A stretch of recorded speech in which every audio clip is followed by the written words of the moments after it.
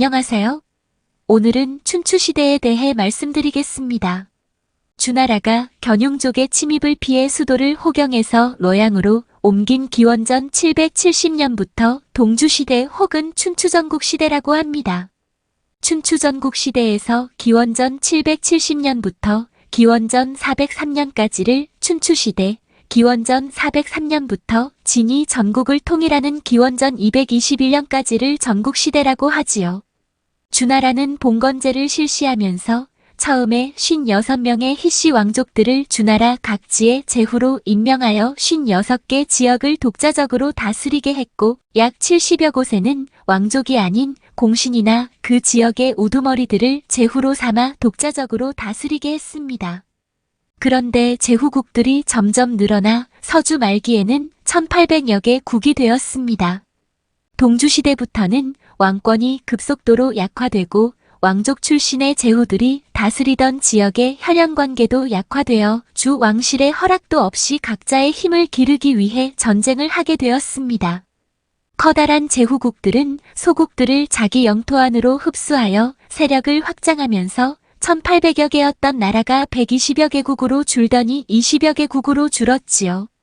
이 시대를 춘추시대라고 하는 것은 공자가 자신이 살던 노나라의 역사서를 쓰면서 이를 춘추라고 했는데 여기서 따온 것이랍니다.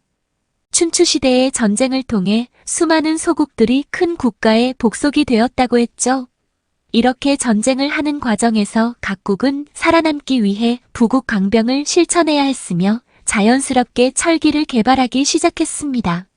철기 기술이 발달한 나라들은 철제 농기구 사용으로 농업의 생산량이 증가하고 철제 무기를 이용해 전쟁에서 승리를 함으로써 영토와 부를 확대하는 부국강병을 실현할 수 있었습니다.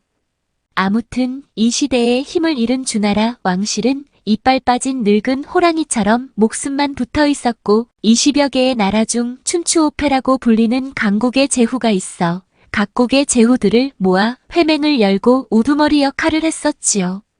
회맹이란 으뜸 제후를 중심으로 다른 국가의 제후들이 모여 시국을 의논하며 규칙을 만들어 지킬 것을 맹약하는 회의로 이 회의를 이끄는 맹주가 된다는 것은 가장 강한 나라임을 보여주는 것이었습니다. 춘추오패란 제의 환공, 진의 문공, 초의 장왕, 오의 부차, 월의 구천을 말하는데요.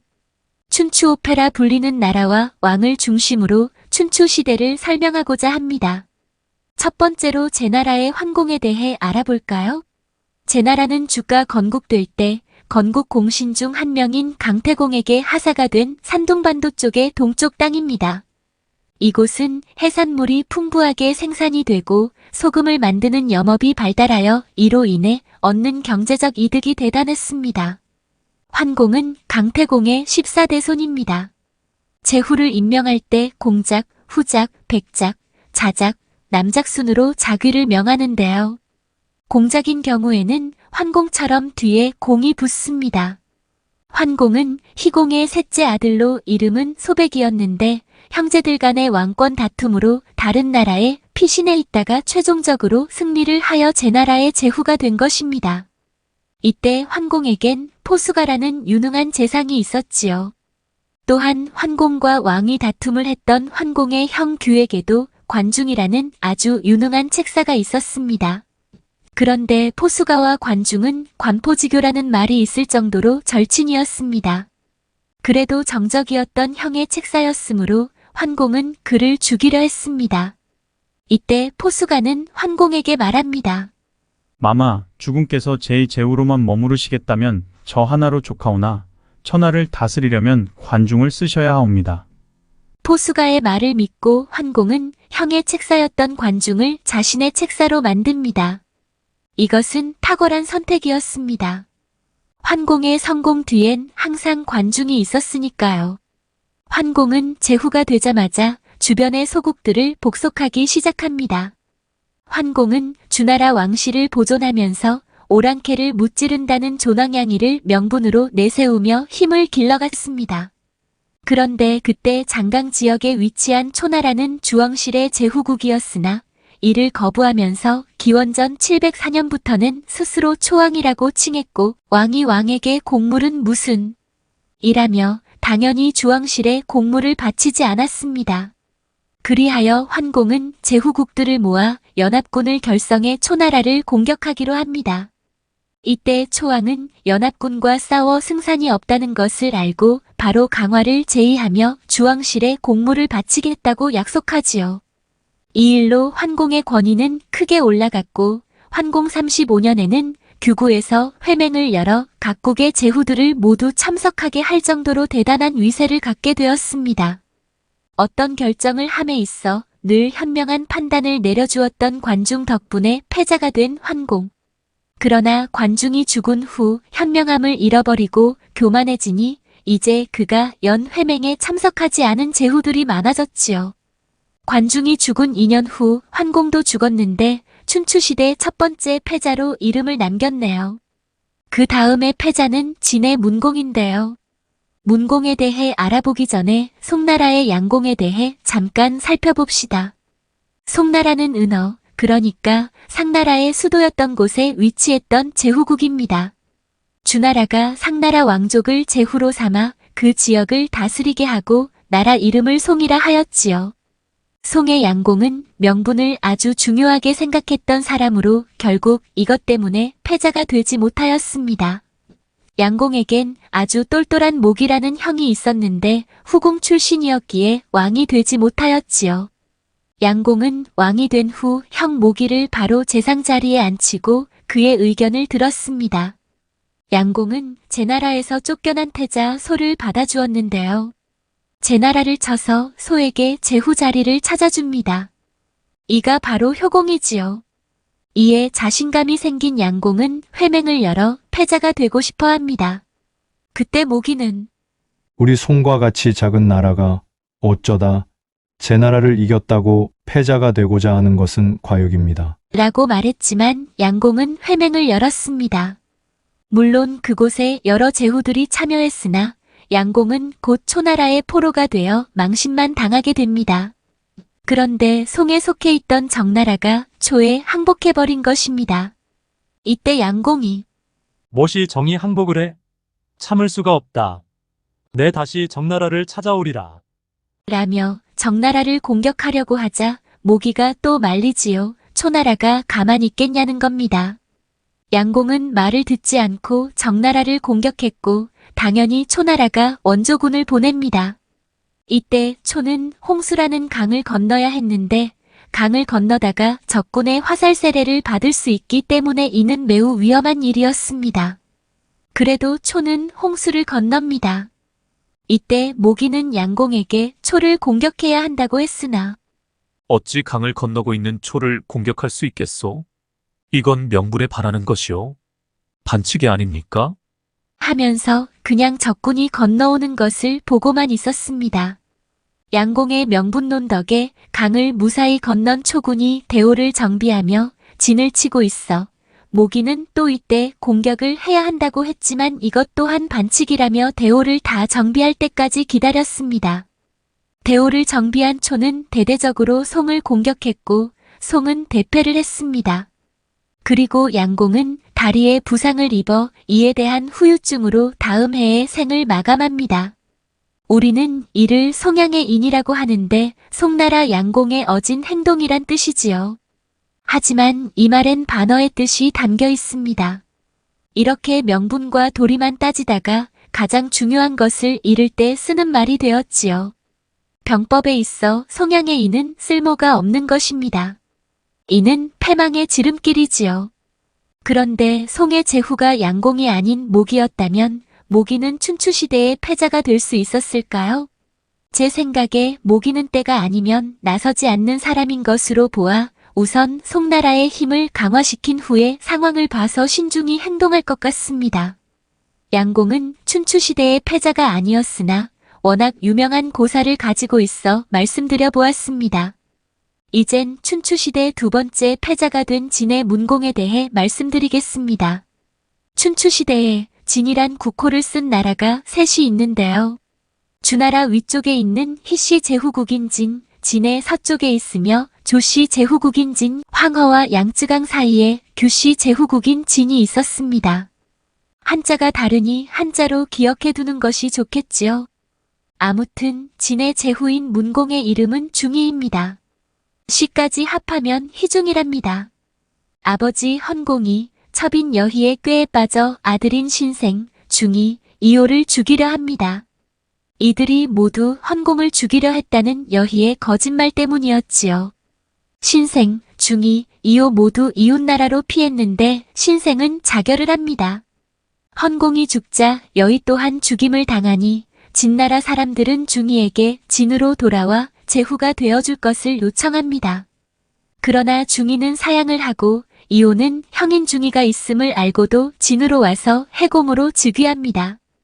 해공은 진으로 돌아올 때 서쪽의 진나라의 도움을 얻었는데 진과의 약속을 어기고 진나라에 흉년이 들자 도움을 주기는커녕 흉년으로 진나라가 약해졌을 거라며 공격을 합니다. 그러나 오히려 해공이 포로로 잡히지요. 진의 목공은 분노를 하며 곧바로 해공을 죽이려 했으나 목공의 부인이 동생을 살려달라며 애원을 하기에 어쩔 수 없이 풀어주었지요. 해공은 목공의 처남이었거든요. 이렇게 해공의 됨됨이는 형편없었는데 그는 형중이가 살아있는 한 자신의 자리가 위태롭다고 여겨 자객을 보내 중이를 암살하려고까지 했답니다. 한편 중이는 이 나라 저 나라를 떠돌다가 제나라에 피신을 했는데 이때 제나라는 패자인 황공이 다스리고 있었습니다. 자국에서 쫓겨나 피신 생활을 하는 중이를 보며 환공은 자신이 그런 생활을 하던 때를 떠올렸지요. 그러면서 자신의 딸 공녀를 중이의 아내로 주었습니다. 중이는 아내인 공녀의 뜻에 따라 제나라를 나와 초와 진의 군사적 도움을 받아 진으로 돌아올 수 있었습니다. 이때 중이의 동생 해공은 죽고 그의 아들 회공이 보위에 올라 있어 중이를 막았지만 결국 패하고 도망을 가다 죽었습니다.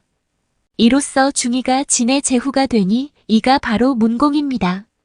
문공은 주나라의 양왕이 동생인 데가 반란을 일으키는 바람에 곤경에 처해 있다는 소식을 듣고 곧바로 주로 달려가 반란을 진압합니다.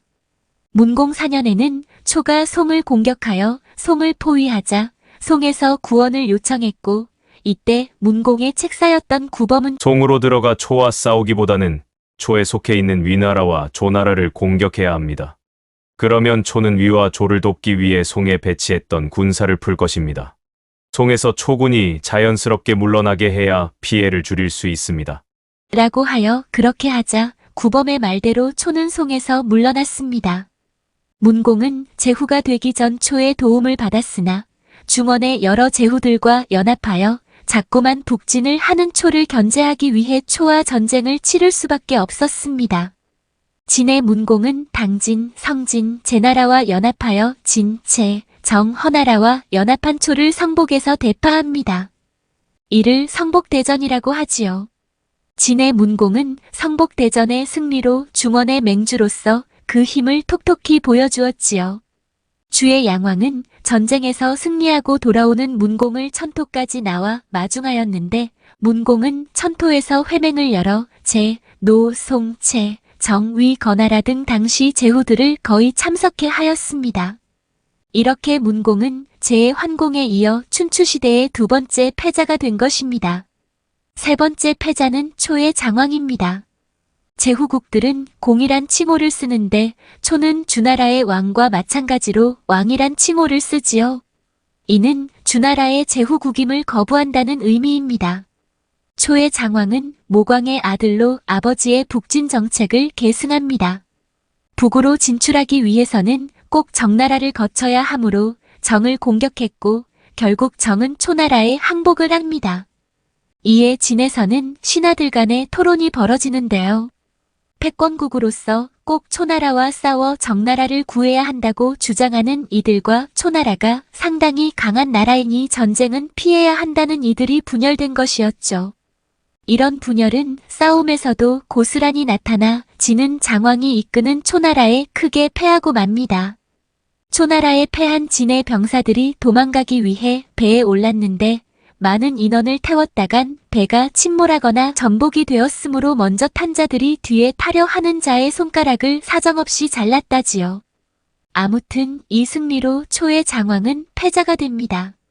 장왕이 죽은 후에도 진과 초는 계속 싸움을 하며 승패를 주고받았는데 송해 대신 향술이 두 나라 사이에서 평화회담을 제안합니다. 이리하여 송나라의 미병에서 회맹을 열어 14제 후국이 참석한 가운데 정전평화협정이 체결되었습니다. 이를 미병회맹이라고 하지요. 이렇게 평화가 유지되는 가운데 장강 아래 동남쪽이 꿈틀댑니다. 오나라와 월나라가 발응하고 있었기 때문이었지요. 오는 초의 동쪽에 있는 나라인데 초나라처럼 주의 제후국이 아니었습니다. 따라서 공이 아닌 왕이란 칭호를 씁니다. 오왕인 함녀는 초나라에서 온 오자서에게 벼슬을 내리고 나라의 일을 의논하였습니다. 오자서는 초나라의 왕에게 아버지와 형을 잃고 오나라로 와서 중신이 된 것이지요. 오자서의 지혜로 함녀는 초의 승리를 거두고 초의 힘을 약화시키고 초를 패자의 자리에서 끌어내립니다. 이젠 오가 패자가 된 것이지요. 그런데 오나라 남쪽에서 월나라가 발응을 합니다. 월왕 구천은 하나라의 첫 번째 왕인 우의 후손이라고 하지요. 구천은 오나라 부차와 패권 다툼을 한 인물로 유명합니다. 오왕인 함녀는 월과 싸우다가 손가락에 부상을 입은 후 그 후유증으로 염증이 온몸으로 번져 죽고 마는데요. 손에 상처가 덧나 온몸으로 번지니 죽기까지 얼마나 고통스러운 시간을 보냈을까요? 아들인 부차는 아버지인 함녀가 고통스럽게 죽어가는 모습을 지켜보았을 테죠. 그러니 부차는 아버지의 원수를 갚기 위해 밤마다 비단 이불이 아닌 뗄나무 위에서 잠을 자며 복수의 이를 갈았다고 하죠. 이를 와신이라 하지요. 뗄나무에 눕다란 뜻입니다. 오나라의 부차가 복수를 위해 와신하고 있다는 이야기를 들은 구천은 오냐. 내가 오기 전에 내가 먼저 가마. 라며 선제 공격을 하려 합니다. 이때 시세 파악이 빠르고 정확했던 범녀는 말립니다. 마마, 그들이 준비하고 있는 병사도 엄청나거니와 지금 그들의 사기가 하늘을 찌르고 있습니다. 이러한 때 공격하면 승산이 없습니다. 그러나 구천은 범녀의 말을 듣지 않고 오나라를 선제 공격했다가 오히려 월나라 수도인 회계를 포위당합니다. 이때 목숨이 경각에 달렸던 구천은 오나라의 재상인 백비에게 뇌물을 주고 목숨을 보전합니다. 구천은 불리할 땐 납작 엎드려야 한다는 진리를 누구보다도 잘 알고 있었습니다. 구천은 오왕 부차에게 신하의 나라가 되겠다며 무릎을 꿇고 심지어는 자신의 아내를 오왕의 첩으로 주겠다는 약속까지 합니다. 그러니 부차는 이를 받아들이려고 합니다. 이때 오자서는 마마 절대 아니되옵니다. 이때야말로 월을 복속할 수 있는 하늘이 준 기회입니다. 이 기회는 다시 얻기 힘이 듭니다. 월을 복속하지 않으면 천하를 얻을 기회가 오지 않습니다. 라고 말했지요. 그러나 구천에게 뇌물을 받은 백비가 강화를 하라는 말을 하자 부차는 백비의 의견을 받아들입니다. 그 후 월왕 구천은 밥을 먹을 때마다 쓰디쓴 쓸개를 맛보면서 부차에 대한 복수를 다짐합니다. 이를 상담이라고 하지요. 쓸개를 맛보다라는 뜻입니다. 부차의 와신과 구천의 상담이 합쳐져 와신 상담이란 사자성어가 만들어졌는데 이는 치욕을 씻어내기 위해 고통을 이겨내며 노력한다는 뜻입니다. 한편 부차는 제나라를 공격해 승승장구하고 있었는데 월왕 구천은 서시라는 월나라 최고의 미녀를 부차에게 바쳐 구차를 안심시키고 있었지요. 서시는 훈련받은 대로 부차의 판단력을 흐리게 했고 그를 방탕한 생활로 이끌었습니다. 오자서가 미인계에 혹해서는 안 된다고 했으나 부차는 오자서의 충언이 잔소리 같아서 싫었지요. 그동안 구천은 오해 대신 백비에게 계속 뇌물을 바치는 것도 잊지 않았습니다. 그런데 이때 오자서는 부차에게 제나라를 공격하는 일은 그만두고 월을 쳐야 한다고 충고합니다. 그러자 부차는 너는 계속해서 내게 제나라를 공격하지 말라고 했는데 봐라. 내가 계속 승승장구하고 있지 않느냐. 아무래도 네가 죽어야겠구나. 하여 오자서에게 총노지검이란 명검을 주며 자결하라 명하였습니다. 오자서는 나의 무덤 위에 가래나무를 심어 부차의 관을 만들게 하라. 나의 눈을 빼내어 오나라가 월나라에 망하는 것을 보게 하라. 라고 유언을 남기고 죽었다고 합니다. 오자서가 죽은 후 부차는 제후들을 모아 황지라는 곳에서 회맹을 합니다. 이는 오가 춘추의 패자임을 천명하는 것이었습니다. 그러나 회맹이 열리던 때 오왕 부차는 월이 오를 침입했다는 급보를 전해 듣습니다. 월의 구천은 그동안 절치부심하며 철저하게 전쟁 준비를 해왔으므로 오가 쉽사리 덤벼야 할 입장은 아니었습니다. 그리하여 부차는 강화를 요청했습니다. 그러나 4년 후 월은 다시 침입해옵니다.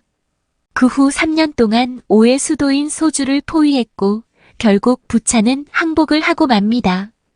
월왕 구천은 항복을 받아들이려고 했으나 범녀는 하늘이 준 기회를 놓치지 말라고 하였는데 부차가 스스로 목숨을 끊었다지요. 오나라를 무너뜨린 월왕 구천은 황허와 양쯔강 사이를 흐르는 회하를 건너 서주라는 곳에서 제후들과 회맹하였습니다. 이는 월이 천하의 패자임을 보여준 것이었지요.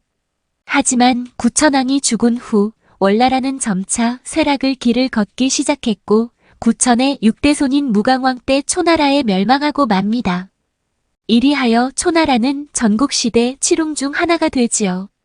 지금까지 춘추 5패인 제의 환공, 진의 문공, 초의 장왕, 오의 부차, 월의 구천에 대해 알아보았습니다. 초나라 영토에서 월왕 구천의 검과 오왕 부차의 명검이 발견되었는데 두 검은 당시 오와 월의 제철 기술이 발달했음을 보여주는 유물이라 평가하고 있습니다. 즉 춘추 5패가 되었던 나라들은 공통적으로 철기 기술이 발달했다는 것이지요. 감사합니다.